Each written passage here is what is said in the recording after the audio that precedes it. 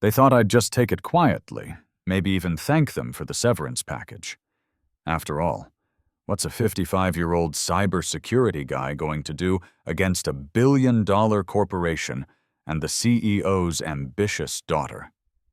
Well, when you hold 12 patents that protect 73% of their revenue stream, and someone tries to steal your life's work, you don't roll over.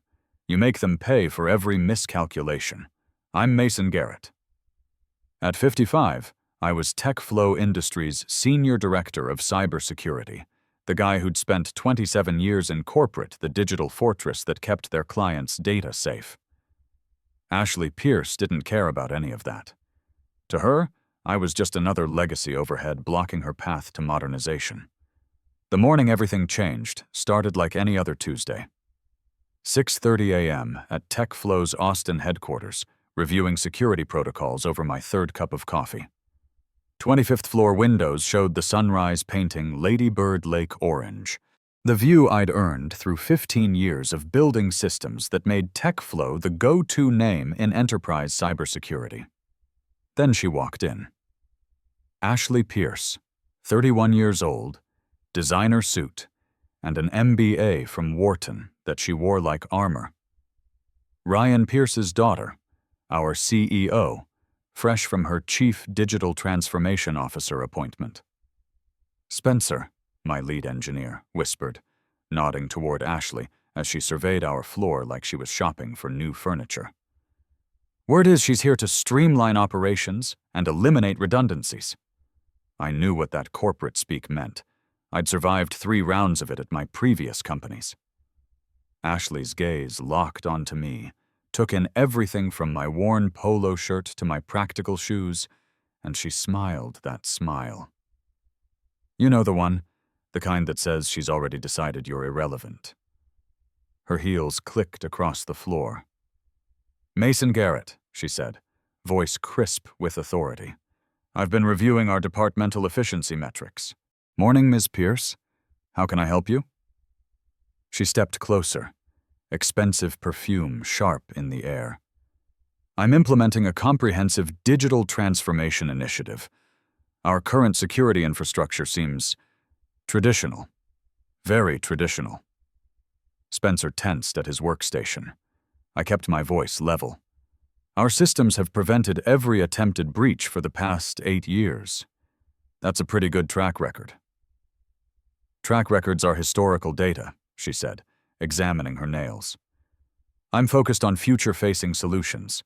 The board wants agile, cloud-native approaches, not these legacy frameworks that require constant maintenance. Legacy frameworks. There it was. Ms. Pierce, those legacy frameworks include 12 patents I developed personally. They're the foundation of TechFlow's entire security architecture. Her smile turned sharp. Patents developed using company resources, company time, company equipment. We're restructuring to eliminate external dependencies. Like I was some outside contractor, not the guy who'd built this place's reputation. The licensing agreements are very clear about ownership and usage rights. Agreements can be renegotiated, she waved dismissively. Men in your position should focus on knowledge transfer, not legal complexities. Leave strategic planning to people with fresh perspectives. The room went quiet. Every engineer within earshot stopped typing. Spencer looked ready to jump over his desk. I smiled, but there wasn't any warmth in it. Ms. Pierce, I hold patents on every critical component of TechFlow's security stack. I personally coded the algorithms that generate 87% of this company's revenue. So when you tell me to focus on knowledge transfer, remember that I built the knowledge you're trying to transfer. Her face flushed red. Mr. Garrett, she hissed, leaning in. My father owns this company. I'd be very careful about taking that tone with senior management. After she stormed off, Spencer exhaled slowly. Mason, that woman's dangerous. She's not just reorganizing departments. She's looking to clean house. I was already pulling up my patent documentation. Then we better be ready. That night, I backed up everything. Code repositories, design documents. Email trails, security footage. 27 years in corporate America had taught me that when people like Ashley feel threatened by competence, they don't play fair. 4 weeks later, I learned exactly how dirty they'd play. My security alerts went off at 11:45 p.m. on a Thursday. Unauthorized access to my restricted development servers, someone running data extraction protocols. The access logs showed Cole Mills, a junior developer with zero clearance for those systems.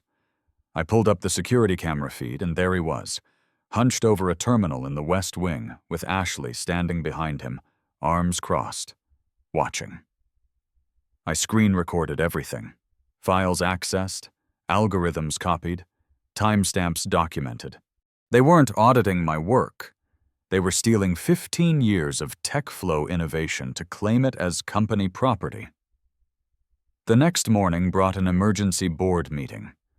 Not a request, a summons. The conference room was packed. Ashley, her father Ryan Pierce, the full board, and 3 sharp-suited strangers who smelled like hostile takeover specialists. "Mason," Ryan said without preamble, "we're accelerating our next-generation security platform launch. Market conditions demand immediate action." Ashley leaned forward with barely concealed satisfaction. "Technical audits revealed concerning dependency issues with our current architecture." Dependency issues? I kept my voice steady.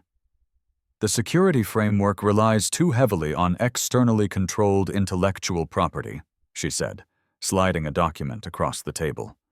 "TechFlow requires full ownership of all mission-critical assets." I opened it. A patent transfer agreement demanding I assign all IP rights to TechFlow for $150,000. An insult wrapped in legal paper.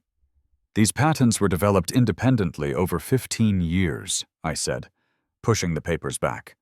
"They're licensed to TechFlow under clearly defined terms that have worked perfectly. Arrangements evolve," Ryan interjected. "We're announcing a $2 billion platform launch. We cannot maintain external dependencies." External, again. "I'm not external. I'm your senior director of cybersecurity." "Actually," Ashley said, satisfaction dripping from every word, "we've been developing alternative approaches. Your cooperation is becoming optional rather than necessary." That's when it clicked. The late-night data theft, Cole Mills, the sudden urgency. They weren't building alternatives. They were reverse engineering my work to create derivatives they could claim as TechFlow property. "That constitutes patent infringement," I said quietly. "My legal team would be very interested in that approach." The room went dead silent. Ryan's expression hardened. "Are you threatening litigation, Mr. Garrett?" "I'm stating facts. The security platform runs on my patented technology. You cannot launch without proper licensing, and you certainly cannot replicate it without violating federal intellectual property law." Ashley slammed her palm on the table. "This is exactly the resistance to progress I've been documenting. You seem to forget you're an employee here, not a partner. And you seem to forget that employment doesn't equal ownership of independently developed intellectual property." I stood, gathering my materials. I need to consult my attorneys before proceeding. "The launch is in 4 weeks. Ryan's voice carried a clear threat. "We need this resolved immediately." Back in my office, I immediately called my IP attorney, Wesley Cross. "Wesley, we have a serious problem. They're attempting forced transfer while simultaneously stealing my code. Do you have evidence?" I forwarded him the security footage. Crystal clear documentation showing unauthorized access to protected systems. "Mason, this is actionable. If they launch using your technology without proper licensing, you're looking at minimum damages of $200 million. I want additional patent applications filed immediately on every variation and improvement I've developed. Lock down everything." Wesley paused. "Are you prepared for corporate warfare?" I thought about Ashley's smug expression, her father's threats, the assumption that I'd simply surrender my life's work because I was over 50 and supposedly expendable. Absolutely. Let them feel what it's like to have everything stripped away. The next 72 hours were strategic warfare. I spent the weekend securing everything, not just code, but every email, timestamp, document, and piece of evidence showing my innovations belonged to me. I encrypted everything and distributed copies to 3 secure locations, including Wesley's firm. Monday morning at 2:30 a.m., I implemented my counterstrike. I deployed an authentication update to the core architecture. Nothing that would break existing functionality, but I added security layers that only I could fully control. Think of it as changing every lock in a building you constructed. They could still use the front door, but any attempt to claim ownership would reveal they didn't actually control what they thought they did. What did you do to the system? Cole Mills cornered me that morning, panic written across his face. Half the development modules are locked down. I sipped my coffee calmly. Security enhancement. Given recent unauthorized access attempts, it seemed prudent. You know, the ones from last Thursday at 11:45 p.m. His face went pale. We both understood I had documented evidence of his criminal activity. Cole, I don't care what Ashley made you do. You accessed restricted systems without authorization. That's a federal crime under the Computer Fraud and Abuse Act. I let that sink in. But I'm willing to overlook it. Walk away now, keep quiet, and I won't press charges. He practically ran from my office. That afternoon, Wesley called with excellent news. The expanded patent applications are filed. Every variation, every improvement, every potential derivative is now legally protected with ironclad documentation. Perfect timing, I said, watching Ashley storm across the floor toward my office.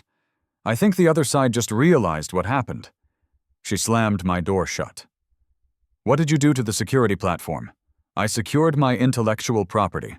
Standard security protocols. You're sabotaging the launch deliberately. I'm protecting my legal rights. There's a difference. I pulled up the licensing agreement on my screen.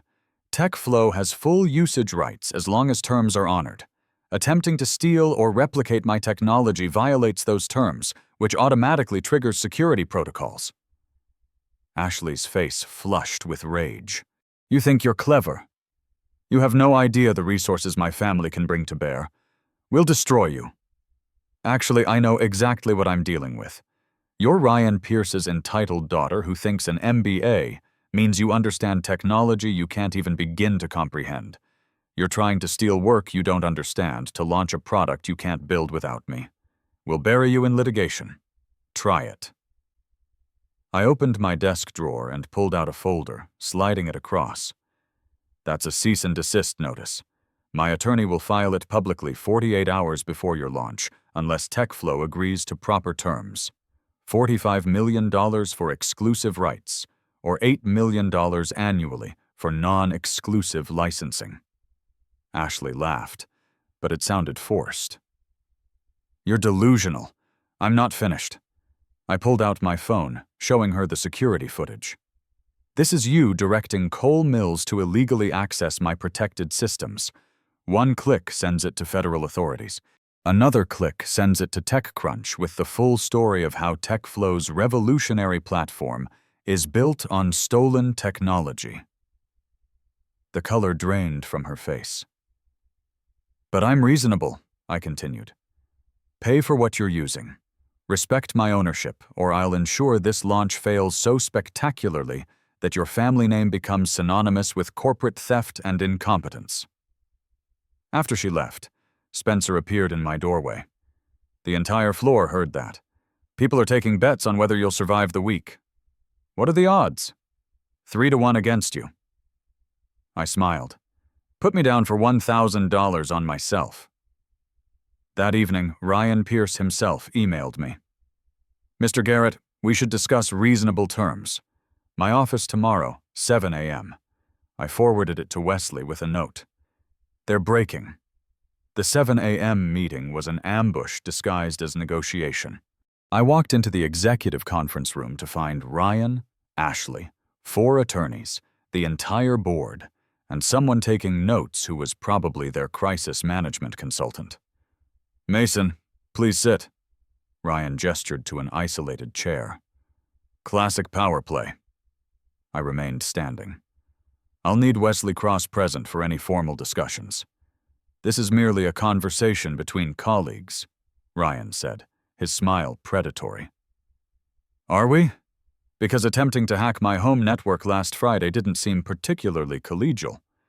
Several board members shifted uncomfortably. They didn't all know how far the Pierces had gone. "Those are serious accusations," one of their lawyers interjected. "Do you have evidence?" I connected my phone to the conference display. IP logs appeared, traced directly back to TechFlow servers. Timestamp 10:23 p.m. Would you like me to share this with the board, or should I proceed directly to federal authorities? Enough. Ryan's mask slipped. What do you want, Mason? Fair compensation for my intellectual property, acknowledgement of my contributions, and an end to your daughter's harassment. Harassment? Ashley exploded. I'm exercising my legal rights, I said calmly. Let me clarify the situation. Your security platform depends entirely on 12 patents I own personally. Without them, you have nothing. The launch is in 3 weeks. Either pay for legitimate licensing or explain to investors why your revolutionary technology suddenly doesn't function. You wouldn't dare sabotage us, Ryan said. Try me. The room erupted into chaos. Board members demanding explanations, lawyers huddling with Ryan, Ashley pacing like a caged animal. I sat perfectly still, watching them unravel. Finally, Brittany Cooper, the lead board member, spoke up. Mr. Garrett, state your terms clearly. $45 million for exclusive rights, or $8 million annually for non-exclusive licensing. That's actually below market value for technology of this caliber. That's extortion, Ashley shouted. No, that's business. If you want to use my innovations, pay appropriately. If you refuse, I revoke the existing license for breach of contract. The platform launch dies, and I sell my patents to your competitors. I've already received preliminary interest from 3 of them. Brittany looked between Ryan and me. We need private discussion time. Mason, please step out. I stood to leave, then paused at the door. You have 24 hours. After that, the cease and desist becomes public. The next day was psychological warfare. Ashley's allies spread rumors about my impending termination. My security badge mysteriously deactivated. I had it restored within an hour. My corporate email experienced technical difficulties. Good thing I'd anticipated everything. At 1 p.m., I called an emergency meeting with my development team. I need comprehensive documentation on every system, every process, every line of code by tomorrow morning, I announced. Mason, what's happening? Spencer asked. Insurance. If anything happens to my access, you'll need these documents to keep the security platform operational. Make sure every dependency on my patents is explicitly marked. The team exchanged knowing glances. They understood. Without my cooperation, the entire launch would collapse. That evening, Ashley cornered me in the parking garage. A security camera was conveniently malfunctioning, but I'd learned to always record everything on my phone. You think you're untouchable, she hissed, blocking my path to my car. But you're forgetting something crucial. We can destroy your reputation. No one in this industry will hire a 55-year-old troublemaker after we're finished. Is that a threat, Ashley? It's a guarantee. Drop this insane demand, sign over the patents for reasonable compensation, and salvage what's left of your career. I stepped closer. Ashley, you're operating under a fundamental misunderstanding. You think I need TechFlow. But here's reality. I am the product. My expertise, my innovations, my patents. You're just an entitled heir with a fancy degree who thinks inheritance equals competence. You'll regret this. The only thing I regret is not doing this sooner. I moved past her to my car. 23 hours left, Ashley. Tell your father to prepare that check. 18 hours before the scheduled launch, everything reached critical mass. Ryan's email arrived at 5 a.m. Saturday, marked urgent with the entire board copied. Mason, in the interest of productive resolution, we require your cooperation by Monday morning. The success of our platform launch depends on unified team effort. I trust you'll make the appropriate decision. Translation: surrender or face total destruction. I forwarded it to Wesley with a note. They're cracking under pressure. Prepare the cease and desist for Monday delivery. What they didn't know was that I'd spent Friday night implementing my final safeguard. Every critical system now required dual authentication, mine and a time-locked key that would expire exactly 1 hour before the scheduled launch. If they wanted to proceed without my permission, they'd need to rebuild everything from scratch in 2 days. Absolutely impossible. Spencer called me at 8 a.m., whispering urgently. Mason, they brought in an entire team of external contractors overnight. They're attempting to reverse engineer your complete architecture. Let them try. How's the documentation coming? Complete. Every dependency on your patents is highlighted. Mason, it's everything.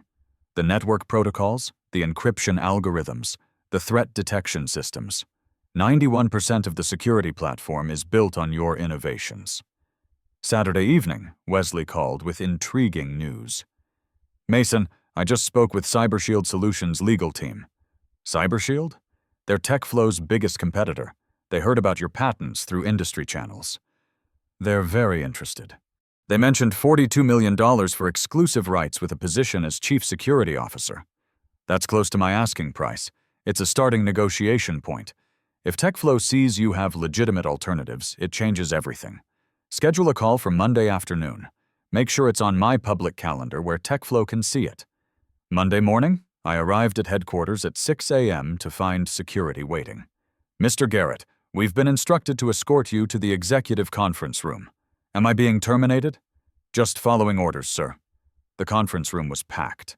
Ryan and Ashley, the full board, and several major investors on video screens. Ryan had mobilized everyone for this final confrontation. Mason, Ryan began, his voice artificially calm. We've worked extensively to find acceptable middle ground. We're prepared to offer $18 million for the patents plus 5% of platform profits. I did rapid calculations. With projected revenues, that might reach $35 million over 5 years. Still insulting. No! Ashley exploded from her chair. You arrogant— Ashley, enough! Brittany Cooper cut her off sharply. Mason, the board believes your demands are unreasonable. If you refuse this offer, we're prepared to proceed without your technology. I pulled out my laptop, connecting to the display. Really? Let me show you something. I brought up the system architecture with every dependency on my patents highlighted in red. The screen looked like it was bleeding. This is your security platform. The red components are built on my patents. Remove them and you have— I clicked a button, hiding all red components. The screen went almost completely blank. Nothing. You have nothing. One of the investors spoke from the video screen. Is this accurate? Ask your Chief Technology Officer. Oh, wait. You eliminated that position last month to fund Ashley's digital transformation initiative. The room erupted. Ryan shouting at lawyers, Ashley pacing furiously, board members demanding explanations. Brittany raised her hand for silence. Mason, what will it take? I stood, straightening my jacket. My terms haven't changed. $45 million for exclusive rights. But since you've wasted my time with intimidation tactics, the price increases by $5 million for each day you delay after today. That's blackmail, Ashley screamed. No, that's supply and demand. I have the supply, you have the demand. And in 16 hours you have a launch that will fail catastrophically without my cooperation. I pulled out my phone, showing them my calendar. I have a call with CyberShield Solutions at 1 p.m. They're extremely interested in exclusive rights. You have until 12:45 to decide. Ryan's face turned purple. You orchestrated this entire situation. No, Ryan. I intended to be a valued employee who was fairly compensated. You and your daughter decided to steal from me. This is what happens when you underestimate someone who built your future. I headed for the door, then turned back. Oh, and Ashley, that surveillance van you had parked outside my house last week? I filed a restraining order this morning. Come near me again and you'll be explaining yourself to a judge. Monday afternoon was a masterpiece of corporate desperation. At 12:20 p.m., 25 minutes before my CyberShield call, Ryan and Ashley burst into my office with their lead attorney. $45 million, Ryan said without preamble. We'll pay it. I leaned back in my chair. The price is now $50 million. I told you it increases $5 million per day, and you've wasted most of today trying to intimidate me. The offer stands until my call starts in 20 minutes. This is insane! Ashley slammed her fist on my desk. Father, we cannot let him— Shut up, Ashley! Ryan's voice was ice. For the first time, I saw him look at his daughter with genuine disgust. Your incompetence created this disaster. Their attorney stepped forward.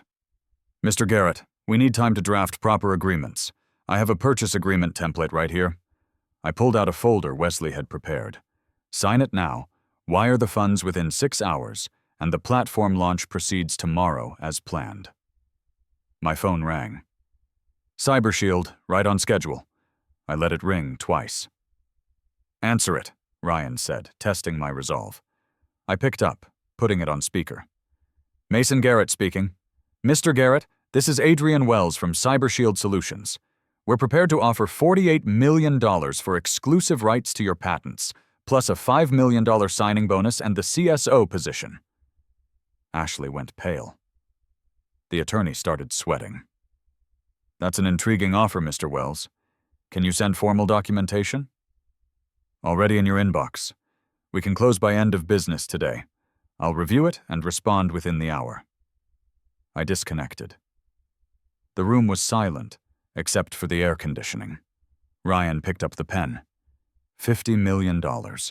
We maintain confidentiality, and you ensure the launch succeeds. $52 million, I reminded him. And I want Ashley removed from any oversight of cybersecurity operations or my team. Father and daughter locked eyes. Years of disappointment and failed expectations passed between them in that moment. Done, Ryan said and signed.